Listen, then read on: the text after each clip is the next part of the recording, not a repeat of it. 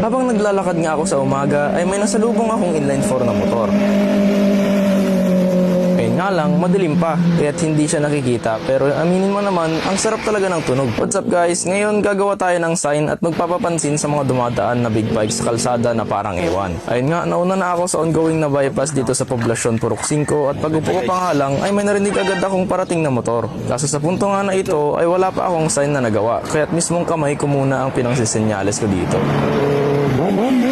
Babalik na nga ako sa bahay upang gumawa na ng sign natin, pero ang nangyari... So ayun nga, may dumaan kaso di ko na video. Sinubukan ko siyang ipara pero wala talaga eh. Kaya nga ako gagawa ngayon ng sign natin para mas madali nilang makita at malaman nila kung anong sinisimbol ko sa kanila. Binilisan ko na nga dito guys kasi talagang madami na silang dumaan. Nice one, nakarating na tayo at hinanda ko na nga yung glue gun, karton at mga scratch paper. Ayan, susulatan na natin. Pagkatapos ko nga magsulat ay diretsyo na ulit ako sa bypass. Sana guys, may mga dadaan pa ngayon kasi alas 7 na ngayon eh. Habang naglalakad nga ako ay madami ng tao sa daan, kaya talaga namang nahihiya ako na may daladalang karton na ang nakasulat ay pabomba ako. Kaya itinatago ko na lang to sa tiyan ko. Dito na tayo sa bypass. Dito natin iti-testing kung gagana ba to. Lupit yan. Sumakto pala guys, nag-red ako. Valentine's Day ngayon eh, February 14. Pagkalipas nga ng ilang minuto ay lumipat na muna ako ng pwesto dahil wala na akong marinig kundi yung mga maiingay na truck na humihinto dito. Lipat muna tayo dito. Sakaling may makita tayo dito. Sa mga minutong paghihintay ko ay tamang Dominar 400 lang at mga rides lang ang mga dumadaan. Pero syempre, hindi natin alam kung kailan may dadaan na big bike. Kaya talaga namang mahigpit ang paghawak ko sa sign ko upang may taas ko agad kapag may maririnig na akong parating. Ilang minuto ang lumipas at may lumapit nga sa akin na aso at umalis na rin ang mga truck na huminto. Ito na naman ang mga Dominar at mga group riders natin. Mag-aantay pa sana ako dito ngunit... Ayan na, simula ng umambon. Ayan na, pauwi na tayo. Empty-handed tayo guys.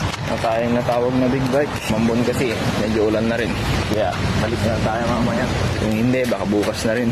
The next day. Kinabukasan nga ay dumiretso na agad ako sa bypass. Ayan, pangiti-ngiti pa talaga ako dito eh. Na-imagine ko kasi na madami tayong makikita sa araw na ito guys. Kakarating na nga uli ako sa bypass. At pag upo ko ay mayroon tayong magandang tanawin dito. Ewan ko ba, nagagandahan lang talaga ako sa ganito eh. So yun nga mga idol, nagantay uli ako dito ng ilang minuto nang may biglang dumaan. Tikman ko siya yan. Napeke nga ako dito ng kotse guys. Pero ilang minuto lang ulit ay may dumaan na naman.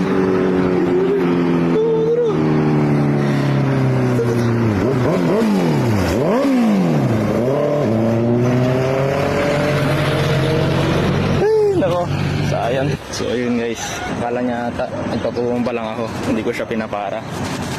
Ayun yung problema sa sign natin. Malam ko siya rin yung nakita natin kahapon eh. Nang i-replay ko nga yung nakuha ko kahapon, ay tama nga.